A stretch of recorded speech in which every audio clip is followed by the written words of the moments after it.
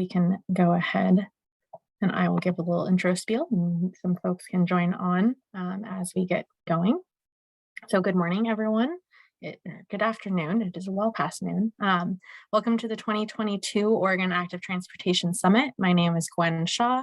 My pronouns are she, her, and I'm an engineer 3 at the Tool Design, and I'm part of the planning committee for this conference. So welcome, and I'm very excited to have you here. Welcome to the presentation from the City of Milwaukie on their Safe Access for Everyone program. I will be moderating, though it will really just be a conversation from, or a presentation from Tressie and Jason here today. You can type your questions in the chat or use the raise hand tool. Both are found at the bottom of your screen. Please use the social media hashtag OATS2022 or 22, OATS22 to post about the summit on social media. And don't forget to visit our website at thestreettrust.org to learn more about other programs and activities.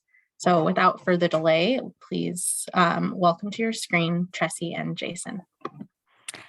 Thank you, Gwen. Jason is from AKS and he will be presenting part of it. And I am from the City of Milwaukie. There's some of our information. We had done this project. It was about a year of design and for the example he's going to use. But what we're going to start out with is, should you go to the next one, Jason? Basically, I'm going to talk about the SAFE program, which is a program Milwaukie has for funding some of our projects. And then Jason's going to, on the second part, discuss one of our example SAFE projects. So next one, where is Milwaukie? Some of you might be familiar with it, and it looks like it's got a typo in it. But City of Milwaukie is actually located, it's about 6 miles southeast of Portland. I was Googling it earlier. It's an 11-minute drive, a 30-minute bike ride, depending on how quick you go. We were founded in 1847 and incorporated in 1903, which means a lot of our infrastructure around the town are very, very old and doesn't meet current standards of today. So part of this program was to upgrade some of our infrastructure to have it meet what is required for today. So next slide. The SAFE program it was mostly a funding mechanism and a way of identifying different areas throughout the city for improvements to our infrastructure. There's greenways, bike facilities, ramp improvements, sidewalk reconstruction and removal of barriers such as, phone mailboxes and utility poles that can be in the way, fire hydrants occasionally, and also some additional new infrastructure because a lot of the city was not, sidewalks or other facilities weren't incorporated in the original designs. We go back and retrofit some of the existing items. So, part of the history of the program, we began in 2007 evaluating some of our existing condition sidewalks or lack thereof. There were several different programs, which you can see on the right-hand side. The last one was our Bicycle and Pedestrian Accessibility Program, the BPAP, which we had used to identify different areas around town and kind of working to prioritize them to meet the American ADA, American Disabilities, whatever ADA is, I can't think of it right now, but to meet the ADA requirements, we had identified different areas around town that were lacking, and this was the SAFE program was based off of our findings from that and adding some funding to be able to improve what we have. And I'm looking at my notes really fast. Basically the goal is to improve bicycle and pedestrian accessibility throughout the city. So next slide.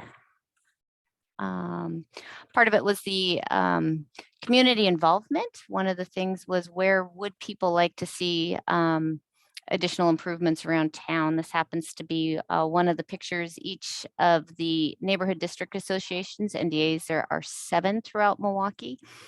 And this happens to be the one at our island station. And basically they took their photographs of their neighborhood and discussed where they felt things were lacking and where they would like to see improvements within their specific neighborhoods. We also did some pop-up events at farmers markets and other community engagement events around Milwaukie over a 3-year period. We also had the opportunity for some online surveys for those that wanted to fill those out, where they would like to see improvements or not. It was open to actually anybody that came through, because our farmers market's quite popular. So we get people from throughout the region coming. But we also, so it's those that come through the city as well as those that live in the city were engaged in the process for reviewing what our current infrastructure is. So next slide. This is just one of the examples of where people felt their priorities were. Some of them remove barriers, which would be things such as mailboxes and fire hydrants, utility poles, of if things could be moved or if sidewalks or other infrastructure could be moved around these barriers. Usually it was the 4-foot, 3-foot passing distance around things. Was that there, we do have some existing sidewalks that were in disrepair. So that would be the repairing existing in different locations, adding new, because sometimes there was no sidewalks. And then the ADA compliance is sometimes the sidewalk was there, but it was too narrow or the cross slopes were too steep. And then one of the last things was bicycle connectivity. Sometimes there was sidewalks, but no bicycle facilities. And so that was one of the other design considerations and what people were looking for as part of this program. Next slide. Part of the selection process, it involved looking at the different corridors. This one happens to be our ADA, Americans with Disability Act. There it is. I knew it would come to me eventually. Some of our ADA corridors, part of it was looking at where transit was. And so connecting people to the different transit existing TriMet routes, or later on we had the MAX station come in, or MAX train. And so connecting people to mass transit. And as you can see in there, some of the essential facilities, which would be the schools, there's some parks, there's some multifamily housing areas, some apartment complexes, or one of them is Waverly, where there's multifamily housing. There's also the hospital was a consideration for essential facilities. And so kind of connecting up where people want or need to go to how they're going to get there. And that was how we identified some of the priority areas for where sidewalk improvements and bicycle improvements would need to be. And then the next one, this is one of the maps that we had done. We had gone out and actually had measured all the sidewalks and all the ramps throughout the city. It was a process that involved several different interns. I was hired on at the tail end of this, where we were evaluating if it existed, and if it did, does it meet ADA compliance? And so this is one of the maps just showing what complies. The configuration issue is that it's not ideal. It didn't necessarily meet PROAG, although it may be ADA compliant. The red dots are ramps that do not comply, and there's a gray for no ramps, because sometimes, as you can see, the gray is no sidewalks. There's no ramps where there's no sidewalks often, but ever so often we have a ramp with no sidewalk. So part of it was just to go out and see what we have currently, and to identify from there, kind of figure out where we need to improve, where we're good and where we need a little bit more work. So that's showing what we were starting on. And then from there, with the next slide, would be phasing. As I had said, we had seven different neighborhood district associations. And so part of the goal of the SAFE program was to create projects that were throughout the entire city, rather than focusing on one neighborhood or one area.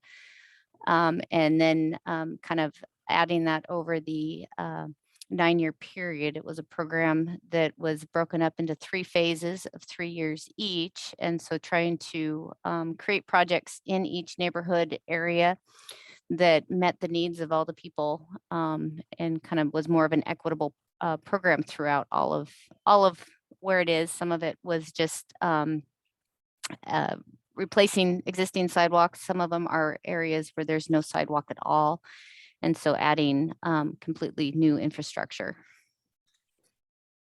So I'll just add to that. I think this is a really great example of how the city, if we kind of just cycle back through these a little bit quicker, how the city took um, several components of piecing together this program from the community involvement and understanding what people in the community wanted to see and where they saw the deficiencies, prioritizing those deficiencies, and then using this map where I think I can do a laser pointer where you can see they have these critical facilities that Tessie was pointing out, and mapping out where those connections and how those key connections would be placed throughout the city, identifying deficiencies in ADA compliance and resulting in a map. And so kind of like layering all these pieces together really helped them, I think, to put together a well thought out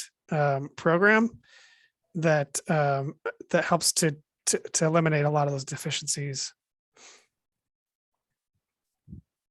Thank you.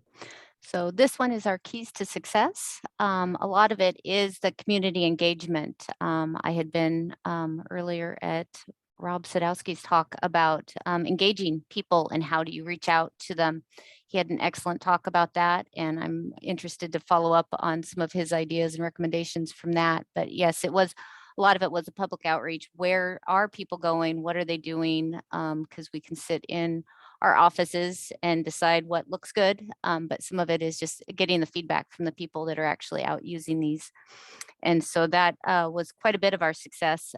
We also had a very supportive city council that this was one of their goals. They all live out there. They listen to the people, and this was something that they had heard often was a need, and they were 100% supportive of us. And so working together as a team, we managed to create this program. And one of the, as with any program, it's definitely the feedback. It's an ongoing, it isn't one and done, that we continue to work on it often. And we're always trying to improve what we're doing. And one way is our annual reports to the city council, which will be, I was just told that right before this meeting, I get to help work on that report back to city council on what we've done recently, areas of improvement, what the next group of work is. And so yeah, a lot of Milwaukie has very vocal people, so they have no problem giving us the feedback of where we can improve. And so we are constantly working on improving and listening to the needs of the citizens around here. So the next one is, how is it funded? It is a very expensive program. As I said, it was a 9-year program. It was, we'd estimated it in 2017 as a $50 million project. So a little less than half is coming from grants and some private development. There's some urban renewal funds. We were trying to use all, mostly existing funding programs for the bulk of it. The only thing we added was our SAFE fee, which is about 44% of this, the funding. And City Council had approved some bond to upfront the money to be able to start the construction. The fee is added, the SAFE fee is added to the utility bills for the residents.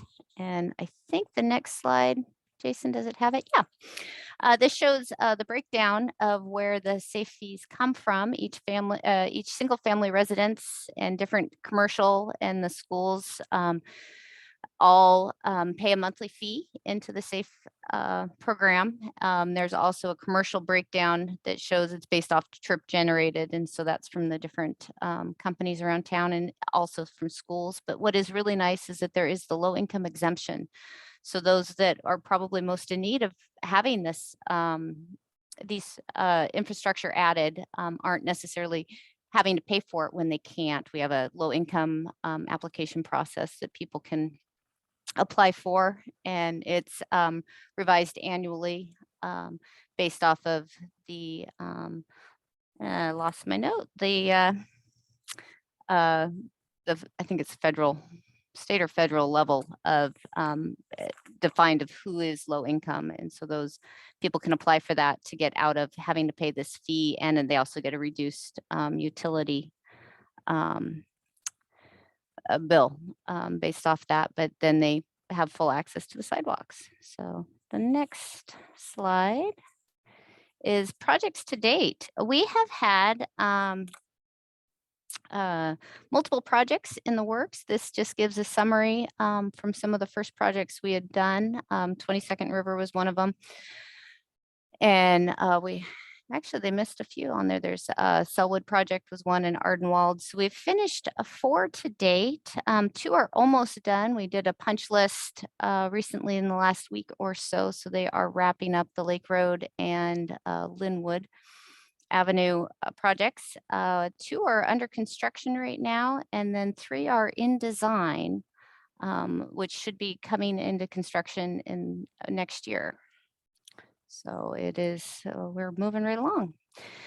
Some of the setbacks and challenges, as with everything, just trying to figure out when you start a program, what is included in the program and then what gets added. One of the things was our original estimate of the $50 million did not include new curbs. And so wasn't an issue on roadways that have curbs that are in good condition, but when we start to add things, that can become quite a substantial expense in addition to the other construction that we hadn't anticipated. So sometimes trying to find ways to work around our, what the planned budget was for a project and get everything that we want. Also, existing condition surveys was not included in the original estimate for the project. So trying to balance what's needed for a design and getting the best product available out there. Additional things would be the street trees, catch basins, mailboxes. The estimate was basically just for sidewalks and driveways to add those items and some paint crosswalks. So a lot of the additional things that are nice weren't necessarily part of the estimate and are kind of eating into our available budget for what we had planned. There's also was COVID came up, and there's been some staff turnover. So a lot of the people that were here at the city originally working on this program aren't here anymore. And so trying to get everybody back up to speed, the newer hires.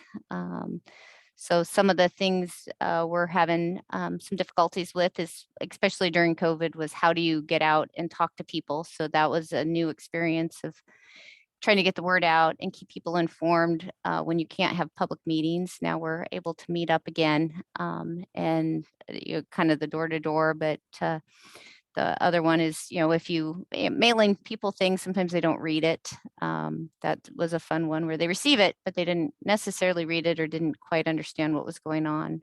Part of that, we do have language translation here at the city of Milwaukie, because we understand that not everyone is a native English speaker. So we do have translations available. So to kind of offset some of that language barrier.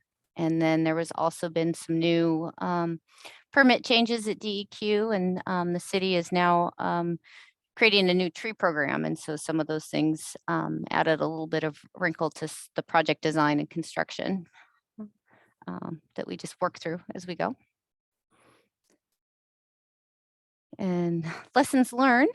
One of the things we had done originally, as you'd seen from the map, we'd lumped or we'd identified locations. And so part of what we've been doing recently is taking some smaller sections of sidewalk identified for construction and putting multiple small pieces together to make one larger one. 22nd River is an example of that, where it was actually identified as 2 projects that we created as one single entity because it was less expensive when you combine the mobilization for the two projects to do them together. And so we've been trying to go around town. We've also been working to incorporate other utility projects. So if there was a water construction or sewer construction project, to combine those with the sidewalk work, just to minimize the impact to the homeowners in that area. That basically we come in and get everything done all at once, rather than kind of disrupt them, then come back, in a year or two to fix something else. So one of the other items is definitely the communication to the homeowners, and to do it early and often, because this is where they live. This is, sometimes this is where they work or go through. And so to keep them informed about what is going on, and to make sure that they have input, that they hear, that they know what we're doing, why we're doing it.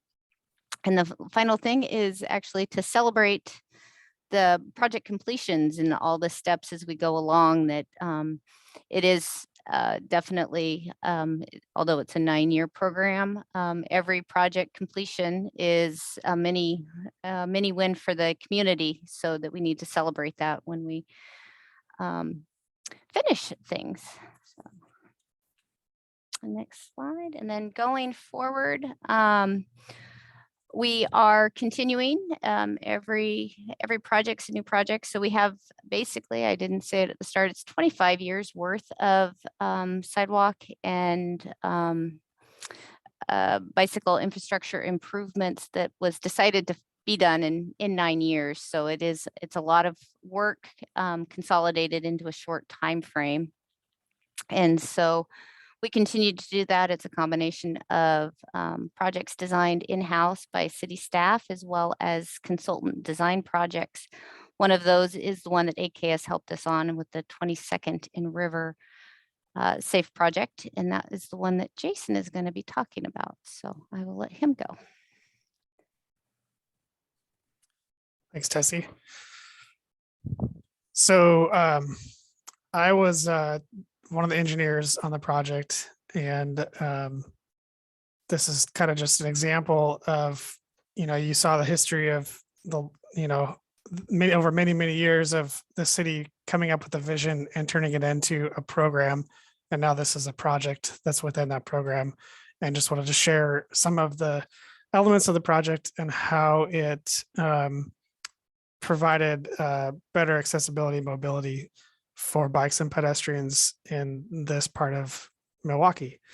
So this is 22nd and River is the road. So 22nd is a one-way street to the south, and River Road is a one-way to the north. And then this is a two-way street here. And this connects, a fairly large area of Milwaukie, mostly residential. There are some businesses and commercial uses up towards the highway here in McLaughlin.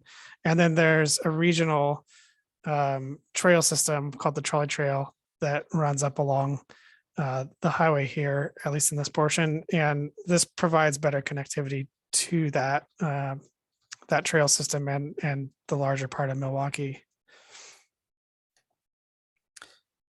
So this is an overview of the project, and the view you were looking at just a second ago. This is turned north is to the right. So the highway is here, the trolley trail is here, and then our project, you got 22nd, and then River is here. So the northern part of the project has several businesses. Most of the project is, like I said, is residential homes, many of which front the street that we're improving. They're both classified as arterial streets, and they have quite a bit of vehicle, bike, and pedestrian traffic. The design speeds on these streets are 25, and TriMet runs up and down both of these streets as well. Another component of the project that played into the design was that there's a significant hill that from the highway down here on up the hill ranges from about 40 feet to 175 feet in elevation. So these are both fairly big hills. And that this is a fully developed part of town with limited available right of way for improvements. And so one of the one of the goals of the project was to be able to add sidewalks and bike lanes without increasing the footprint of the project. And that kind of achieves two goals. One goal is that we don't further impact private property by needing to acquire additional right of way. But also we don't increase the footprint, the impervious footprint of the roadway prism there, so that we're not furthering stormwater impacts by adding additional impervious area. And we'll kind of touch on that a little bit more later. A key design feature in order to make this happen was we reduced the vehicle lane width from what was before and what's typically standard or seen in most places. So the existing lanes were quite a bit wider than what was needed. And we reduced those travel lanes to 11 feet, and then putting in bike lanes between 5 and 6 feet, we're able to design to fit within that existing footprint. So before construction, those lane widths were just, significantly more width than is necessary. As you can kind of see, that this picture you see here is an overlay of the design with an image of what was there before. So essentially what we did was we put bike lanes we put sidewalks where the existing bike lanes were, and then fit bike lanes and travel lanes within the remainder of the footprint. And that also provided an element of traffic calming. So using narrower lanes is a kind of a natural traffic calming effect. And that was one thing that I can't remember, Tessie, if we've got back any further traffic studies to see the results of that. But typically that's what you see, is that when you reduce travel lane width, the speeds are reduced. But we also this was done during COVID. And so there was, that kind of changed traffic patterns as well. So I'm not sure if it was a good study case.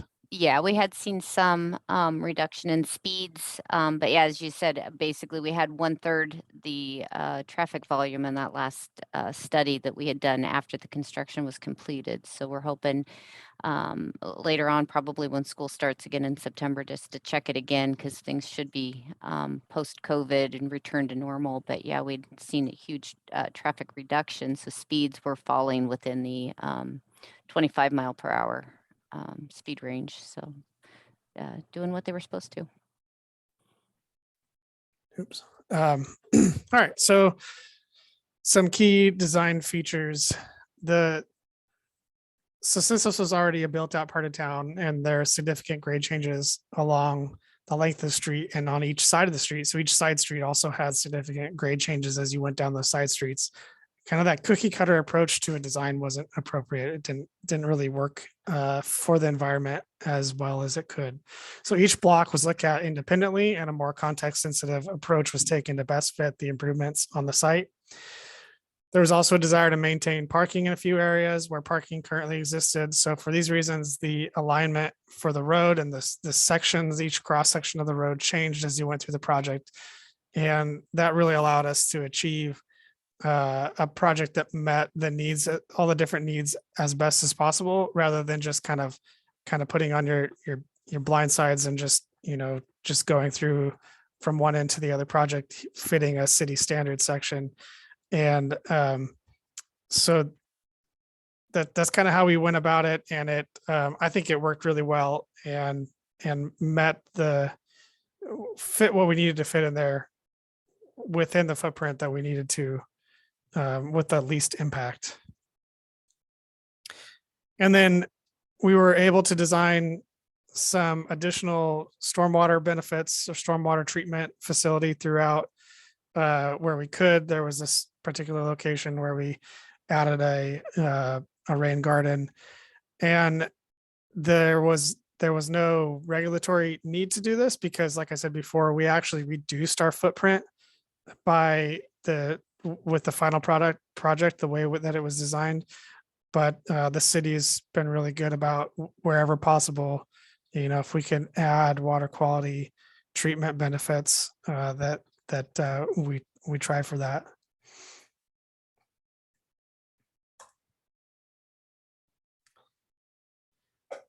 And then another key design feature was ADA ramps. So, this is the main goal was really to provide accessible routes from that core area of Milwaukie and that trolley trail up into the neighborhood here.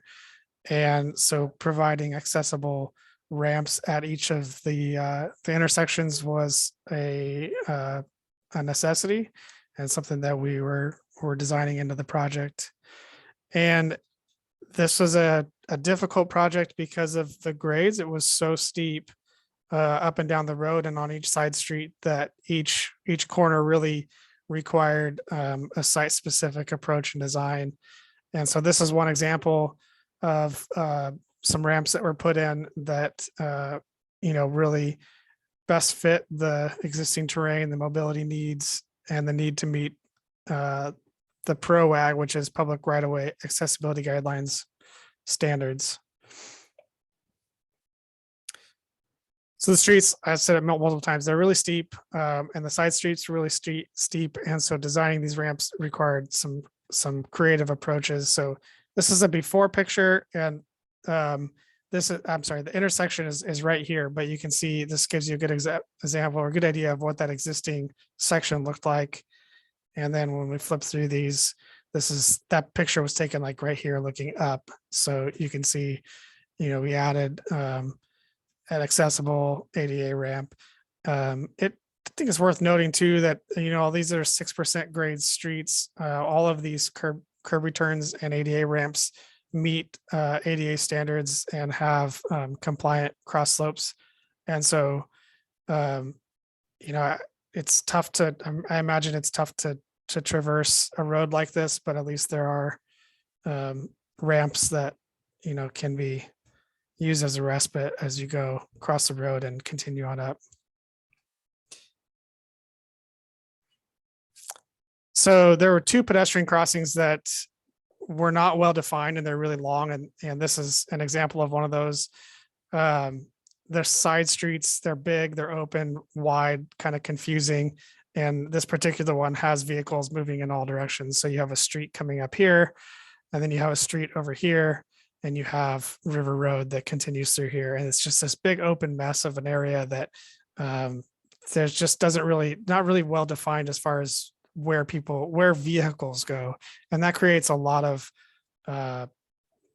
safety issues for pedestrians and for cyclists, as well as for the vehicles. And so we set out to design an improvement that improved that safety and provided channelization for the vehicles and the pedestrians. Closing, the easy option would be to close these or one or both, and that was not an option because of the various mobility needs. And so we envisioned a design that added an island and channelized the vehicles a little bit more. And this is kind of a photo here of the end result. And so this you basically have 2 one-way short segments here. So this is an exit and this is an entrance. And you could traverse around this if you needed to come in and go this way. But that really defined the vehicle movement. And then this island really provided a great channelizing for pedestrians and then the bicycles in the bike lane. And I think this really improved safety there. This was another island like that we added, or a kind of an open area. This is 22nd, and this curves to the left. And then this is a street that goes off to the right here. And there's some existing sidewalk here, and there's just really no good way for pedestrians to go through here. And so we did a similar sort of pork chop island that pedestrians can come through here and more in a more defined way cross this big open area.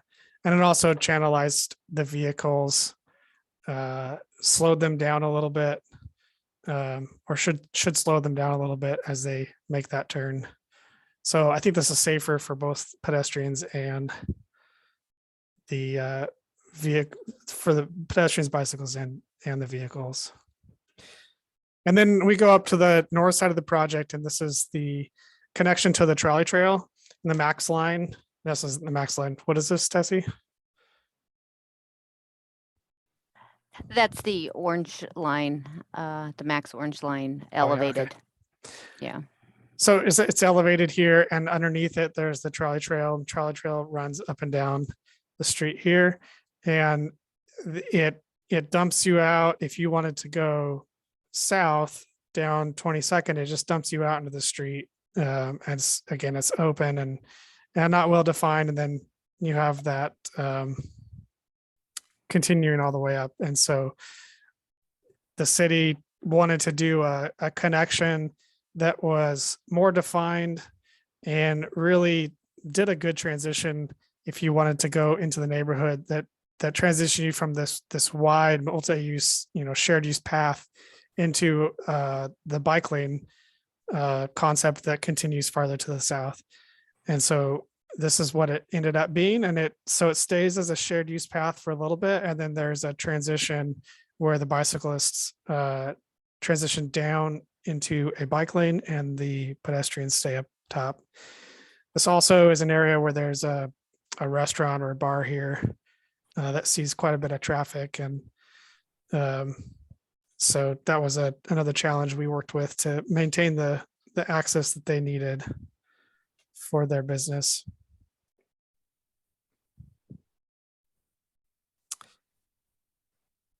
All the city's projects place a high priority on community engagement and public outreach. We held public open house early in the design, and during this open house, we received great feedback from some residents, and some of that feedback resulted in actual design implementation that those residents can now see and enjoy. And right after this open house, I want to say like maybe the week after, everything shut down.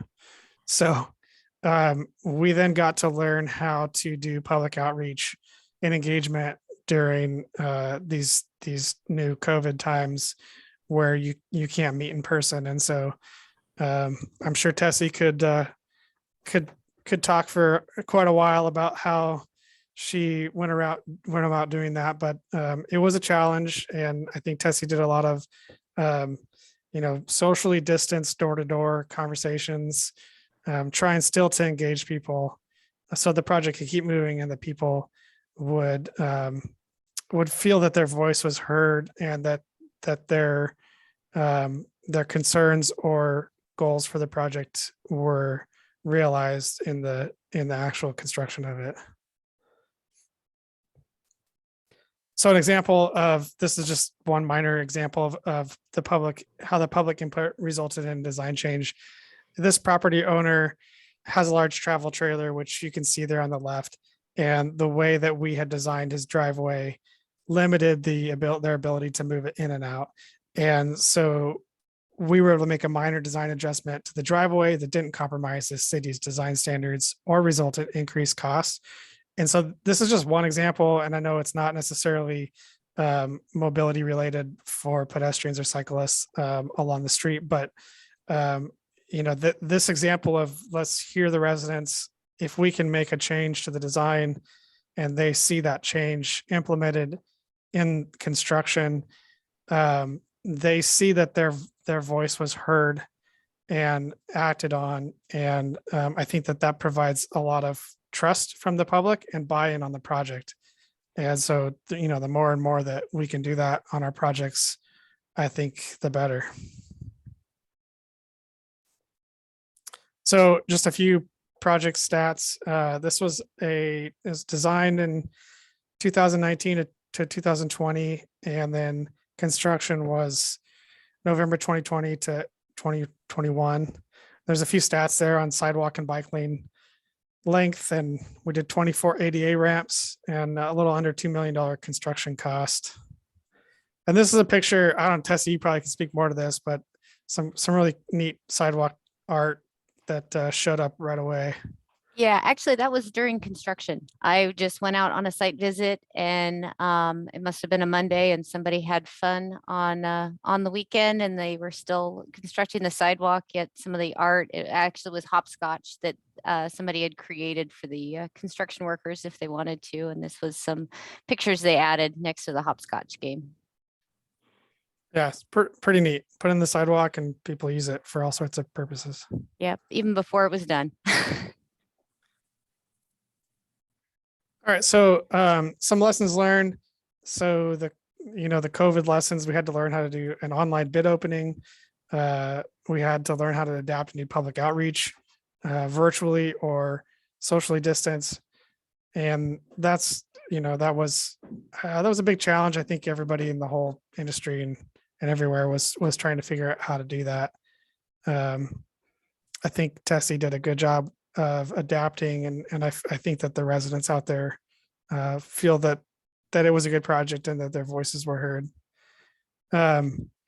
Another example here is the city had a standard style of detectable warning surface at ADA ramps. That's their standard was black, and typically that works fine when you're dealing with concrete all around. But in this particular case, we have asphalt, and there's a requirement for a visual separation contrast between them. And so, that was a lesson learned. And actually, since then, the city's changed their standard detectable warning color to be yellow to provide that contrast, at everywhere, and not run into these problems again. There were a lot more lessons learned, I'm sure, but we'll keep moving here. So I'm going to share this video. This video is, I think, just a really good summary of the program as a whole. And there's some great video of this project and some residents speaking about it. So it's about 3 minutes long, almost 4 minutes long, but I think it's a really good one that kind of summarizes everything.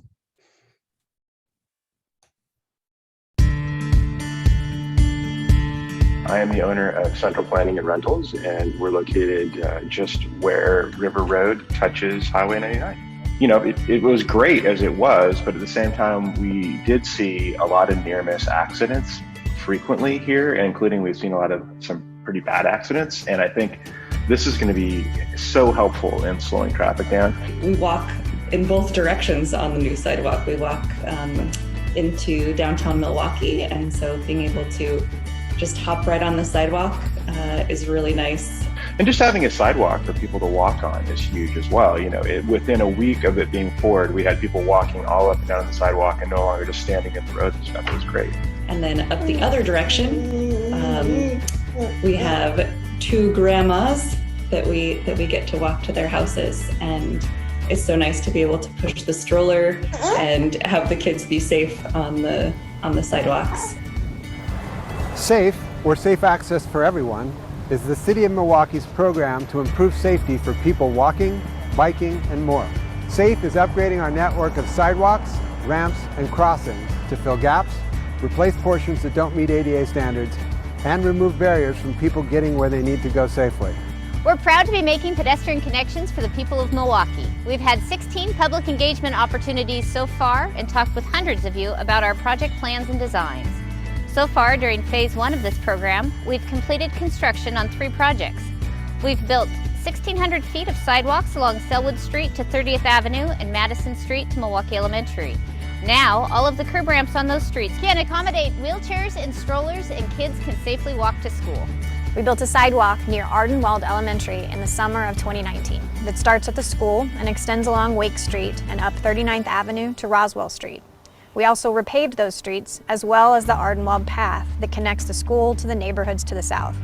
And the new 1.6-mile multi-use path on both sides of Linwood Avenue from Monroe to Harmony is currently under construction. We will plant trees to create a safe buffer for bikes and pedestrians. So we know for sure it's going to make it a much safer route for students that we know walk already. But I think also knowing that we think it's going to make it possible and more attractive for more students and families to want to walk to school. So one of the things we're most appreciative is that the partnership of working with the city has been amazing. And we're really excited for the final product.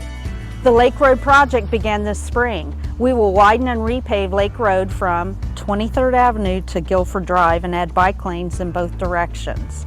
Sometime this year, we will begin sidewalk construction on 4 more streets. Home Avenue between Railroad Avenue and King Road, 42nd Avenue between Johnson Creek Boulevard and Harvey Street, 43rd Avenue between King Road and Howe Street, and a piece of Edison Street from 35th Avenue to 37th Avenue.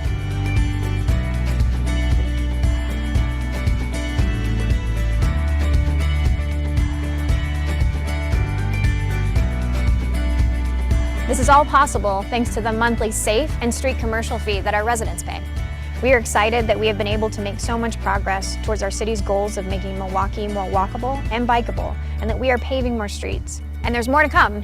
We are beginning to plan for the next round of SAFE projects so we can fill in more sidewalk gaps throughout Milwaukee.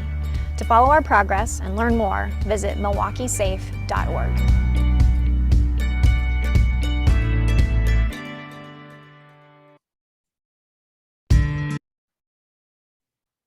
All right, so yeah, Milwaukee's really doing a great job, I think, of really making some good headway on improving the connectivity throughout the entire city. So that's the end of the presentation, and I don't know if anybody has any questions or comments. Just So yeah, feel free to just either ask it or type it in the chat box, whichever you're most comfortable with.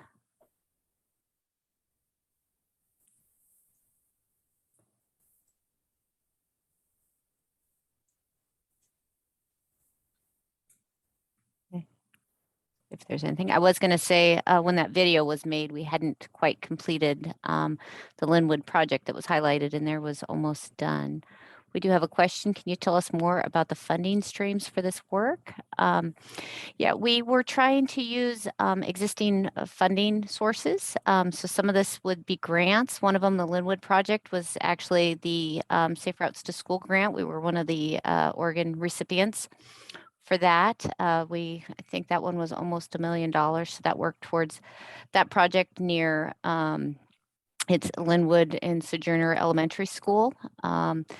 Then we also have some of the gas tax funds, and there's some urban renewal funding that is used for the program, but a little less than half of it is actually from our SAFE fee, which is assigned, it's billed monthly through our utility billing. And each resident pays into the SAFE fee, and all the commercial areas throughout the city also are assessed a fee. Those the commercial ones, there's a spreadsheet on the city website that gives the breakdown. Sometimes it's a per person. It depends on the type of business, how that's assessed. Some of the schools get it. It is a per student, I know, for the schools. And so they have a whole matrix, just kind of depends on what the commercial business is, what the fee is per month. And that funding is basically how we're paying for these improvements. Is there any more questions? That's an excellent question.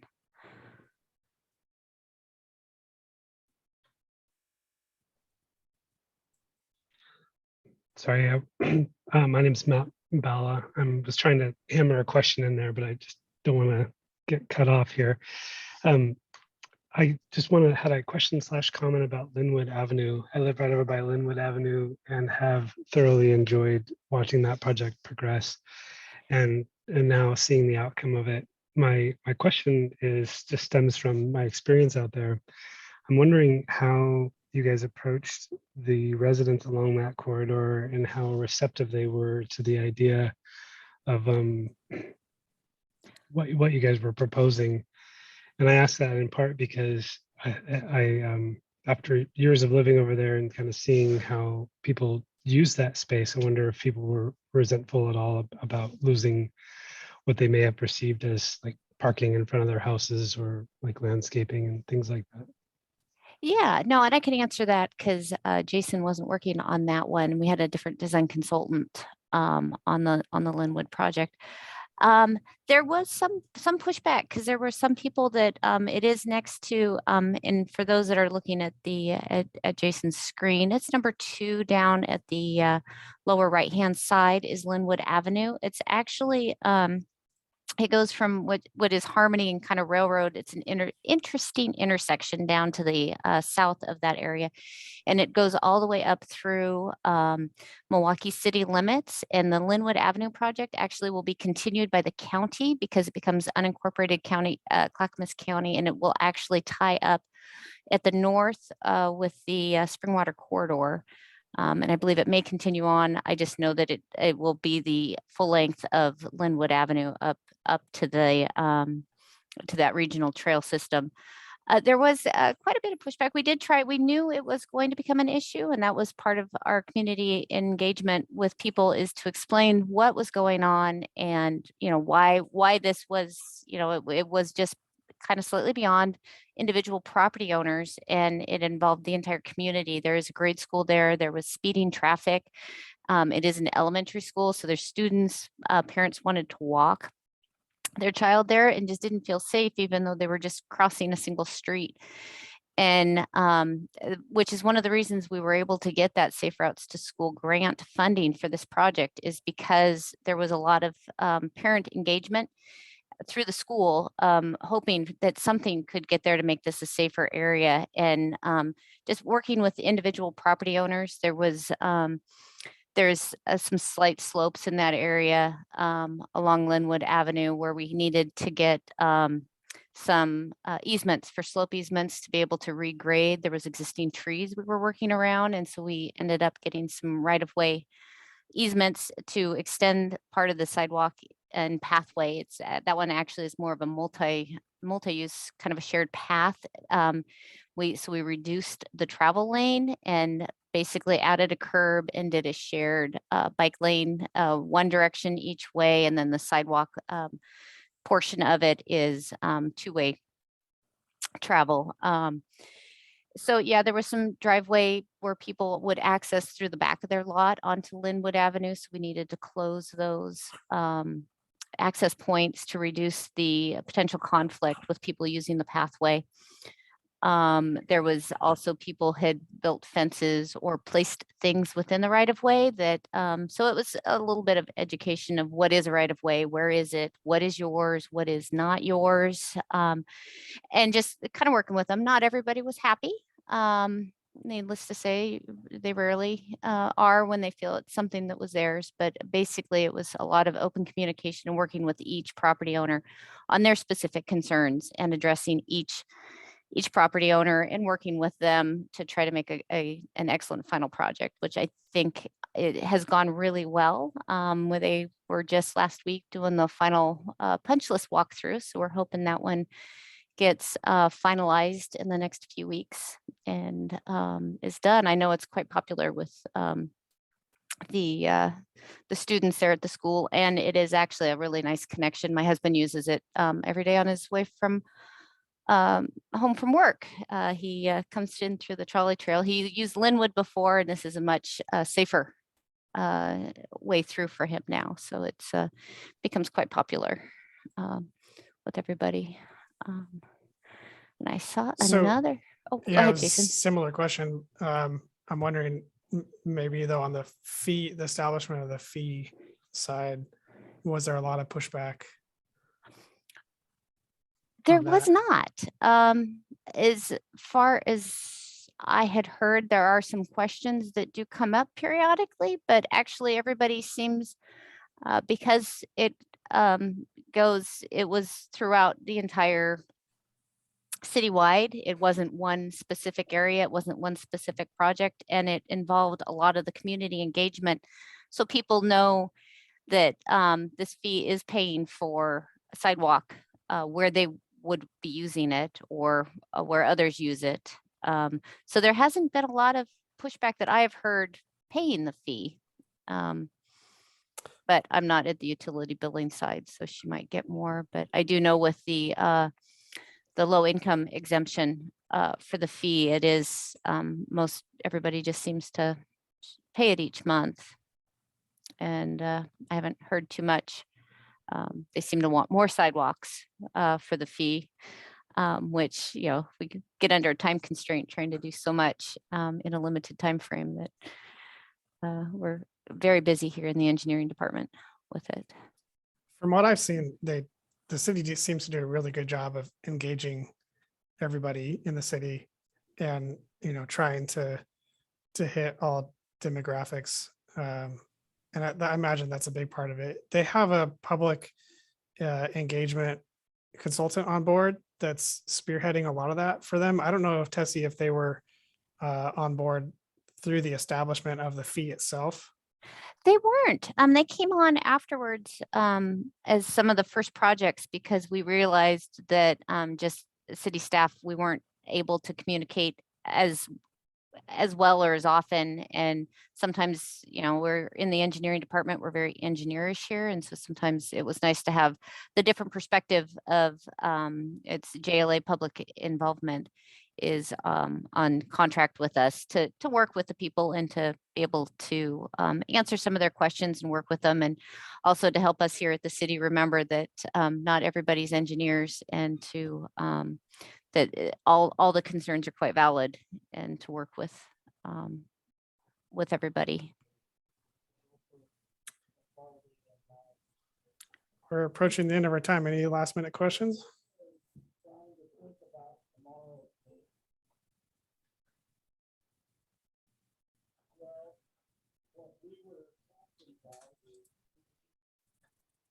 It sounds like maybe we don't have any more questions.